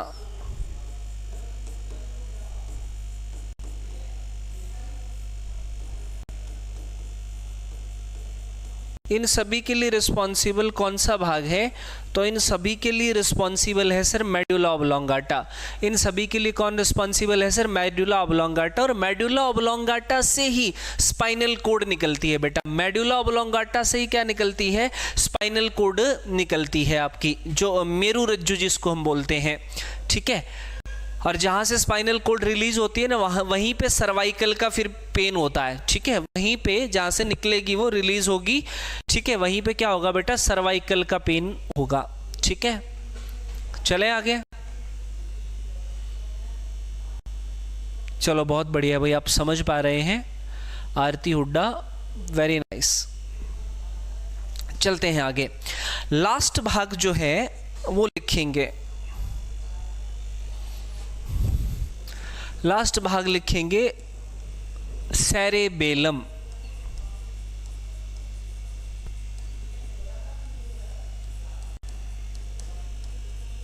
सेरेबेलम या इसको कहा जाता है बेटा अनुमस्तिष्क भी कहा जाता है, छोटा मगज भी कहा जाता है, छोटा दिमाग भी कहा जाता है। अनुमस्तिष्क क्या कहा जाता है बेटा, अनुमस्तिष्क कहा जाता है। मानव मस्तिष्क का सबसे छोटा भाग, तो मानव मस्तिष्क का सबसे छोटा भाग कौन सा है, सेरेबेलम है। और सबसे बड़ा भाग कौन सा है? सेरेबरम है। फोर ब्रेन का सबसे छोटा भाग पूछ लिया जाए तो हाइपोथैलेमस, पूछ लिया जाए तो बेटा हाइपोथैलेमस। अब यहाँ पर बात कर रहे हैं किसकी? सेरेब्रम की। किसकी बात कर रहे हैं प्यारे बच्चे? सेरेब्रम की बात कर रहे हैं। ध्यान से सुनना, सेरेब्रम जो है वो कंट्रोल करता है बेटा किसको? स्पीचिंग पावर को,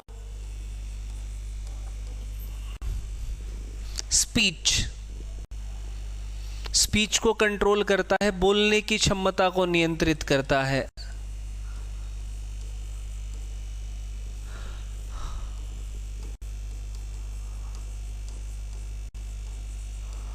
किस तरीके से आप कैसा बिहेव कर रहे हैं, कैसा बोल पा रहे हैं, तो स्पीच के लिए सेरेब्रम जो है वो रिस्पॉन्सिबल है, सेरेबेलम। और बॉडी बैलेंस के लिए कंट्रोल करता है बॉडी बैलेंस को, शारीरिक नियंत्रण बनाकर रखता है, या सीधा लिख लेंगे शरीर का नियंत्रण करता है बेटा।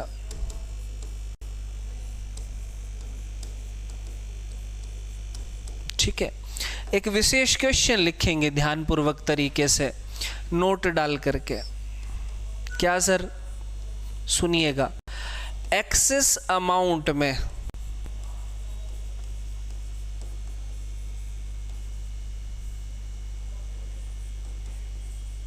एक्सेस अमाउंट ऑफ एल्कोहल, मदिरा का अधिक सेवन करने से, आप बहुत ज्यादा मात्रा में अगर शराब पी रहे हैं,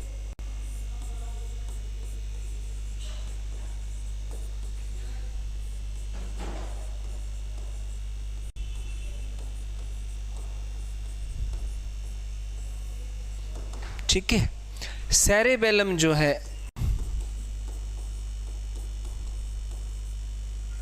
वो क्या हो जाता है बेटा? कार्य नहीं करता। सेरेबेलम कुछ समय के लिए क्या हो जाता है? ब्लॉक हो जाता है, काम नहीं करता। फिर क्यों नहीं करता? जैसे आपने बहुत ज़्यादा अमाउंट में अल्कोहल ले ली है तो आप स्पीचलेस हो जाएंगे, आपको ये नहीं पता क्या बोल रहे हैं, किसको कह रहे हैं, गालियाँ निकाल रहे हैं या कुछ अच्छी बात कह रहे हैं, कुछ पता नहीं। बॉडी बैलेंस पूरा ही डैमेज हो जाएगा आपका। कैसे? पाँव लड़खड़ाने लग जाएंगे, उठ करके चल नहीं पाएंगे। ठीक है, समझ में आ रही है ना बात? आपके डाइजेशन पे कंट्रोल नहीं रहेगा, वोमिटिंग आना शुरू हो जाएगी, आपको यही नहीं पता कहाँ गिरे हैं कहाँ नहीं। ठीक है, तो पूर्ण रूप से आपका सर जो है वो चकराने लग जाएगा। बहुत ज़्यादा अमाउंट में ले लेंगे तो सर घूमने लग जाता है ना, यूँ लगता है कि भाई धरती घूम रही है। ठीक है, हाँ, सर चकराने लग जाता है बेटा। तो वो किस केस में होता है? जब बहुत ज़्यादा एल्कोहल ले लेंगे तो उस समय आपका जो सेरेबेलम है, जो अनुमस्तिष्क है, वो प्रॉपरली वर्क करना बंद कर देता है। ठीक है, कुछ समय के लिए वो क्या हो जाता है? फंक्शन नहीं करता है, जब तक आपका नशा नहीं उतरता दारू का। समझ रहे हो? जब तक आपका मदिरा का जो नशा है वो नहीं उतरता तब तक ऐसा आपके साथ होता है। क्लियर? तो आज हमने नर्वस सिस्टम में ये बातें डिस्कस की। अब नर्वस सिस्टम की जो यूनिट होती है वो होती है बेटा न्यूरॉन। कल पढ़ेंगे न्यूरॉन के बारे में। मानव शरीर की सबसे लॉन्गेस्ट जो सेल है, longest cell of human body, मानव शरीर की सबसे जो लंबी कोशिका है वो कौन सी है? हमारी न्यूरॉन है। मानव शरीर की सबसे लंबी कोशिका कौन सी है बेटा? न्यूरॉन है। 1 मीटर लंबाई होती है न्यूरॉन की। ठीक है, कितनी लंबाई होती है? 1 मीटर न्यूरॉन की लंबाई होती है। 2 न्यूरॉन्स के बीच गैप को क्या कहा जाता है? किस तरीके से हमारे बॉडी ऑर्गन से ब्रेन तक मैसेज पहुंचाने का काम करती है नर्व सेल यानी कि तंत्रिका कोशिका, और किस तरीके से ब्रेन की दी गई कमांड से, ठीक है, हमारे ब्रेन के द्वारा दिए गए मैसेज, यानी कि ब्रेन तो कमांड करेगा और हम क्या करेंगे? फिर आउटपुट करेंगे ऑर्गन के माध्यम से। तो ब्रेन के दिए गए कमांड को ऑर्गन तक पहुंचाने का काम किस तरीके से नर्व सेल करती है, यानी कि संदेशों को, यानी कि मैसेजेस को ऑर्गन से ब्रेन तक और ब्रेन से कहां तक? ऑर्गन तक पहुंचाने का काम कौन करता है बेटा? तंत्रिका कोशिका करती है, न्यूरॉन करते हैं। क्लियर? तो कल पूर्ण रूप से डिस्कस करेंगे अबाउट द न्यूरॉन, न्यूरॉन के बारे में, और उसके बाद पढ़ेंगे दूसरा जो पीएनएस का भाग हमारा हो गया है स्पाइनल कॉर्ड। ठीक है, मेरू रज्जु। किसको पढ़ेंगे बेटा? स्पाइनल कॉर्ड को पढ़ेंगे, मेरू रज्जु को पढ़ेंगे। तो कल के लेक्चर में हमारा जो है नर्वस सिस्टम है वो कंप्लीट हो जाएगा। नर्वस सिस्टम क्या हो जाएगा? कंप्लीट। फिर रहेगा हमारा एक टिश्यू, और टिश्यू के बाद में क्लासिफिकेशन ऑफ एनिमल, ठीक है। एक चैप्टर रहेगा हमारा टिश्यू, और टिश्यू के बाद में क्लासिफिकेशन ऑफ एनिमल। बाकी के चैप्टर हमारे जो है ह्यूमन फिजियोलॉजी के हो गए हैं, सारे के सारे। ग्लैंड्स हो गई हैं, सर्कुलेटरी हो गया है, डाइजेस्टिव सिस्टम हो गया है, उसके बाद हमारा सेल हो गया है, उसके बाद रेस्पिरेटरी सिस्टम हो गया है, एक्सक्रेटरी हो गया है, रिप्रोडक्टिव मेल फीमेल दोनों गए हैं, ठीक है। और डिजीज हो गई हैं, विटामिन्स हो गए हैं। ये सारे चैप्टर हमने क्या कर लिए हैं प्यारे बच्चे, कवर कर लिए हैं, ठीक है। स्केलेटन सिस्टम भी हो गया है, और हमारा नर्वस सिस्टम कल जो है वो क्या हो जाएगा, ख़त्म हो जाएगा कल के लेक्चर में। और उसके बाद हम जो है वो क्लासिफिकेशन ऑफ एनिमल्स पढ़ेंगे और टिश्यू पढ़ेंगे, ठीक है। एनिमल टिश्यू पढ़ेंगे और उसके बाद आ जाएंगे बेटा बोटनी पे, ठीक है। प्लांट हार्मोन पढ़ेंगे, रिप्रोडक्शन इन प्लांट पढ़ेंगे, टिश्यू इन प्लांट पढ़ेंगे, पिगमेंटेशन इन प्लांट पढ़ेंगे। ये सारी चीज़ें पौधों की और हम डिस्कस करेंगे, क्लियर। फिर बायोलॉजी आपकी पूर्ण रूप से क्या हो जाएगी, कंप्लीट हो जाएगी। तो एक बार पूरा का पूरा मैं रिवाइज करवा देता हूँ सारी चीज़ें आपको। नर्वस सिस्टम पढ़ रहे थे, और मुख्य जो श्वसन अंग है, हमारा उत्सर्जी अंग है वो किडनी है। उसके बाद स्किन है बेटा। कार्बोनिक वेस्ट को निकालने वाला उत्सर्जी अंग कौन सा है हमारा, तो याद रखेंगे रेस्पिरेटरी सिस्टम के माध्यम से हम निकालते हैं, और नाइट्रोजीनियस वेस्ट को हम निकालते हैं हमारी स्किन के माध्यम से, और उसके साथ साथ एक्सक्रीटरी सिस्टम के माध्यम से, ठीक है। आगे चलते हैं। किडनी की लोकेशन उदर गुहा में होती है, पेयर में होती है किडनी। टोटल किडनी कितनी हो जाएंगी जी, 2 हो जाएंगी। यूनिट किडनी की क्या होती है बेटा, नेफ्रॉन। और यूनिट ऑफ एक्सक्रीटरी सिस्टम यानी कि ये भी क्या कहलाएगी आपकी, नेफ्रॉन। किडनी की यूनिट पूछ ले तो भी नेफ्रॉन, और उत्सर्जन तंत्र की यूनिट पूछ ले तो भी नेफ्रॉन। किडनी एक प्रकार से रक्त को छानने का काम करती है बेटा, यूरिया को अलग करती है, और कुछ एक वेस्टेज जो खनिज पदार्थ बच जाते हैं, वेस्ट खनिज जो होते हैं, उनको छानने का काम करती है, ठीक है। उसके बाद हम बात करें कि 1 करोड़ के आसपास नेफ्रॉन पाए जाते हैं। नेफ्रॉन के ऊपर का हिस्सा व्यूमेन कैप्सूल कहलाता है, प्यालीनुमा संरचना, जिसमें ब्लड का क्या होता है प्यारे बच्चे, छनन होता है, फिल्ट्रेशन ऑफ ब्लड उसमें होगा, ठीक है। फिर यूरिनरी डक्ट के माध्यम से, मूत्र नलिकाओं के माध्यम से मूत्र कहाँ कर इकट्ठा हो जाएगा, हमारे यूरिनरी ब्लैडर में। मूत्राशय जिसको बोलेंगे 800 ml तक उसमें स्टोर हो सकता है, लगभग 2 आवर की कैपेसिटी होती है स्टोरेज की। और जो स्टोन बनती है लगभग, चाहे गुर्दे की बात करें, चाहे किडनी की बात करें, चाहे बात करें हम गाल ब्लैडर की हमारे, तो वहाँ बनने वाली जो स्टोन है, वो स्टोन का रासायनिक नाम क्या होता है, तो कैल्शियम ऑक्जिलेट होता है बेटा। कैल्शियम हमारी बॉडी में सबसे ज़्यादा होता है ब्लड में, और बाहर से अगर हम ऑक्जिलेट यानी कि ऑक्जिलिक एसिड की ज़्यादा मात्रा खाएंगे, यानी कि बीजों वाली ज़्यादा हम फ्रूट्स या सब्जियां खाएंगे, या टमाटर का अधिक सेवन करेंगे, तो ऑक्जिलिक एसिड की मात्रा बढ़ जाएगी, और ऑक्जिलिक एसिड कैल्शियम के साथ मिलकर के एक स्टोन का रूप ले लेगा, जिसको बोलेंगे कैल्शियम ऑक्जिलेट। क्या बोलेंगे, कैल्शियम ऑक्जिलेट बोलेंगे। भारत के अंदर मैक्सिमम 92% केसेस में कौन सी पथरी पाई जाती है, तो गाल ब्लैडर की पथरी पाई जाती है, पित्ताशय की पथरी, क्लियर। आगे यूरेथ्रा के माध्यम से, यूरेथ्रा जो है वो मेजर वे होता है, मुख्य रास्ता है यूरिन को बाहर निकालने का, यूरेथ्रा, ठीक है।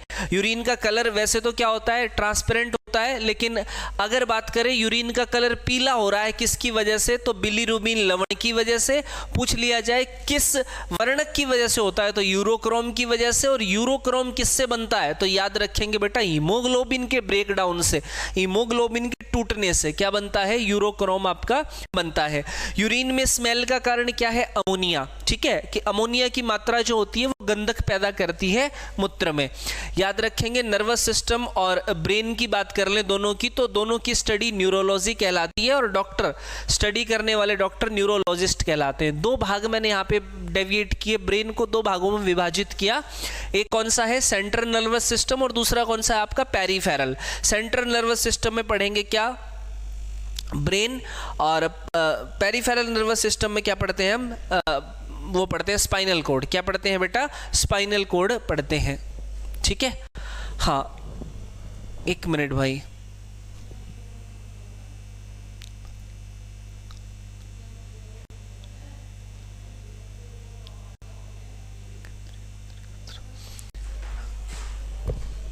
एक मिनट, मैंने थोड़ा सा यहाँ पे मिस्टेक कर दिया है, दिमाग से निकल गया होगा, थोड़ा सही कर देता हूँ, सेंट्रल नर्वस सिस्टम, उपांगीय नहीं होता, ये केंद्रीय होता है बेटा। वो मैंने कंकाल तंत्र की बातें यहाँ पे साथ में आपको याद नहीं रहा तो उसके लिए क्षमा चाहते हैं, याद रखेंगे। केंद्रीय तंत्रिका तंत्र कहेंगे, क्या बोलेंगे इसको? केंद्रीय तंत्रिका तंत्र बोलेंगे, ठीक है। उपांगीय का मतलब तो डोर्सल साइड होती है हमारी, जो उसमें कंकाल तंत्र में हम पढ़ते हैं। तो सेंट्रल नर्वस सिस्टम में ब्रेन, और पेरिफेरल नर्वस सिस्टम यानी कि प्राधीय तंत्रिका तंत्र में क्या पढ़ते हैं हम? स्पाइनल कॉर्ड पढ़ते हैं बेटा, ठीक है। उसके बाद ब्रेन का मैंने सारी बातें बता दी। ब्रेन को प्रोटेक्ट कौन करती है? हमारी कपाल करती है, जो 9 हड्डियों से मिलकर के बनी हुई है। ब्रेन की आउटर लेयर क्या कहलाती है? मेनिंजिस। और मेनिंजिस भी 3 भागों से यानी कि 3 अलग अलग परतों से मेनिंजिस का निर्माण होता है, ड्यूरामेटर, एर्केनोइड और पायामेटर, ठीक है। उसके बाद ब्रेन 3 भागों में विभाजित है, फोर ब्रेन, मिड ब्रेन और हिंड ब्रेन।